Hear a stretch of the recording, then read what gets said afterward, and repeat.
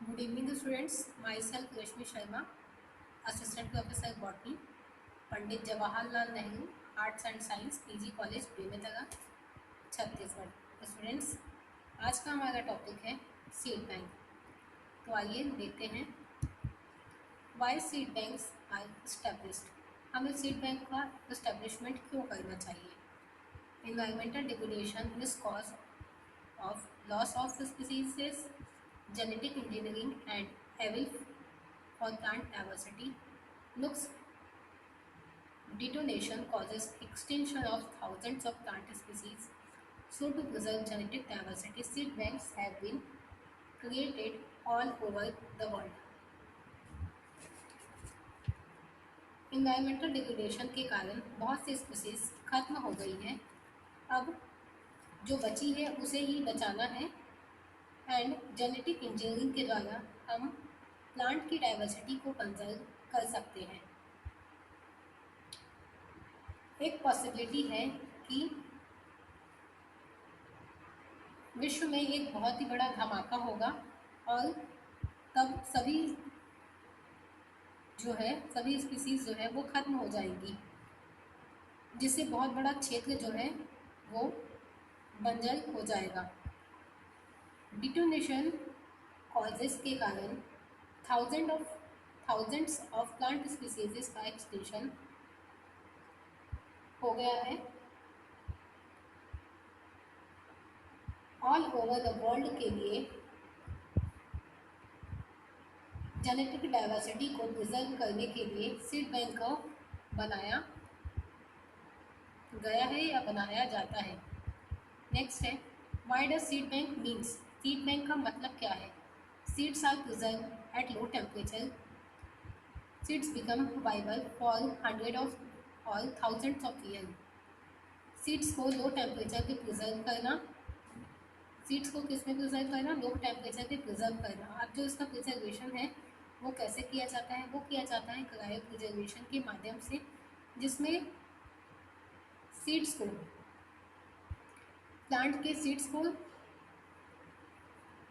या germ plasm को, tissue को, सेल ऑर्गन को, इन सबको केमिकल जो है DMSO डाईमिथाइल सल्फो ऑक्साइड की सहायता से -196 डिग्री सेंटीग्रेड के तापक्रम पर इसे सुरक्षित रखा जाता है, ताकि इसे फ्यूचर में यूज़ किया जा सके तथा ऐसे प्लांट जो एक्सटिंक्ट हो चुके हैं या एक्सटिंक्ट हो चुके हैं या इंडेंजर्ड है या थ्रेटेंड प्लांट स्पीसीज की कैटेगरी में जो पहुंच गए हैं उनको बचाया जा सके।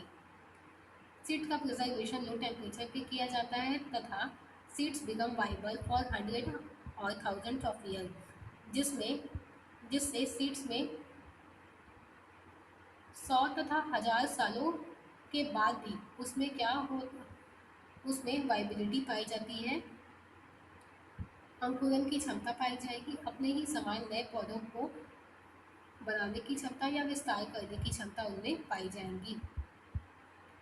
नेक्स्ट है the biggest seed bank of the world. World का सबसे बड़ा seed bank, more than 1000 seeds bank are present in the world. World में 1000 से ज़्यादा सीड्स बैंक प्रेजेंट है। मिलेनियम सीड बैंक वर्ल्ड का सबसे लार्जेस्ट सीड बैंक है।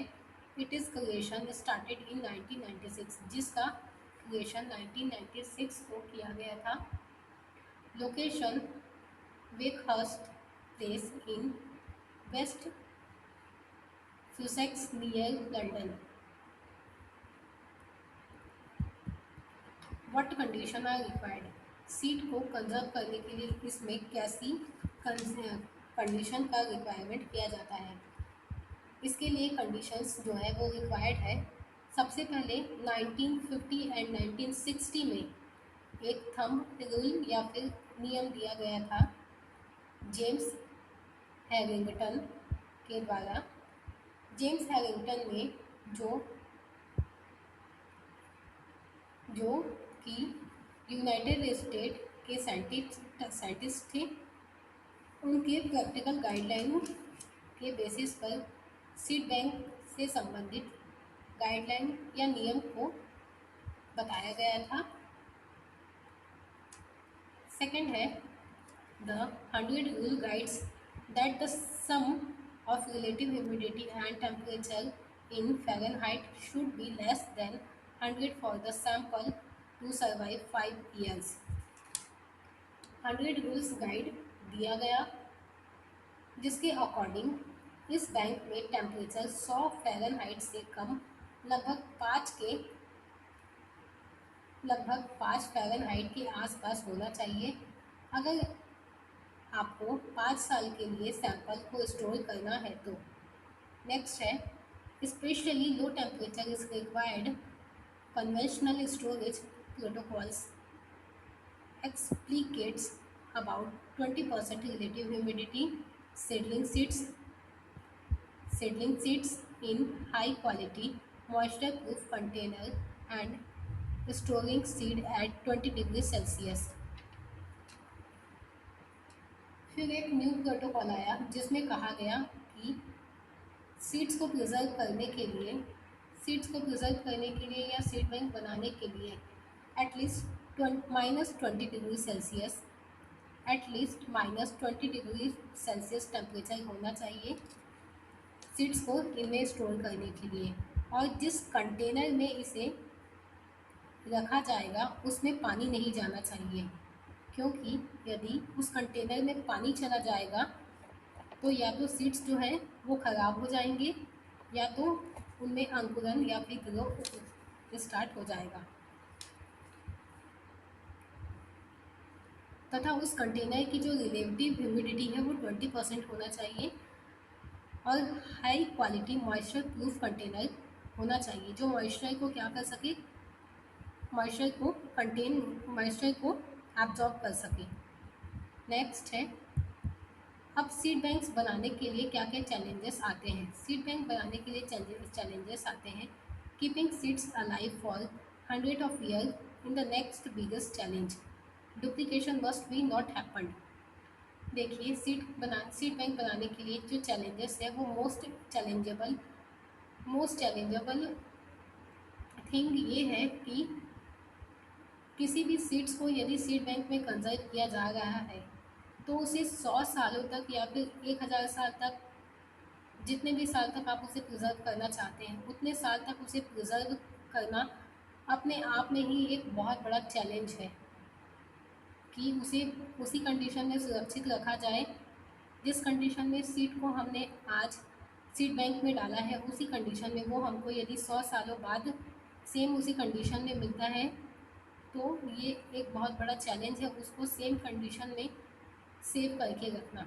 And duplicate must not happen तथा सीड बैंक में किसी भी प्लांट्स का डुप्लीकेशन नहीं होना चाहिए। इट मीन्स जो प्लांट्स कंजर्व हो चुके हैं या जिन प्लांट्स की सीड्स को हमने सीड बैंक में कंजर्व कर दिया है उस प्लांट की सीड्स को दोबारा या फिर उसकी डुप्लीकेट जो है उसको कंजर्व नहीं किया जाना चाहिए क्योंकि कंजर्वेशन की प्रोसेस होती है वो बहुत ही टफ होती है, बहुत ही क्रिटिकल प्रोसेस होती है तथा इसमें बहुत ज़्यादा समय लगता है। तो ऐसे कंडीशन में हमको ऐसे प्लांट्स को बचा के रखना चाहिए, ऐसे कंडीशन में ऐसे प्लांट्स को हमको सीड बैंक में रखना चाहिए जो इन फ्यूचर हमको या हमारे ह्यूमन बींग्स के लिए बहुत ही इम्पोर्टेंट है। तो स्टूडेंट्स आज का हमारा ये टॉपिक सीड बैंक यहीं पे ख़त्म होता है। Thank you.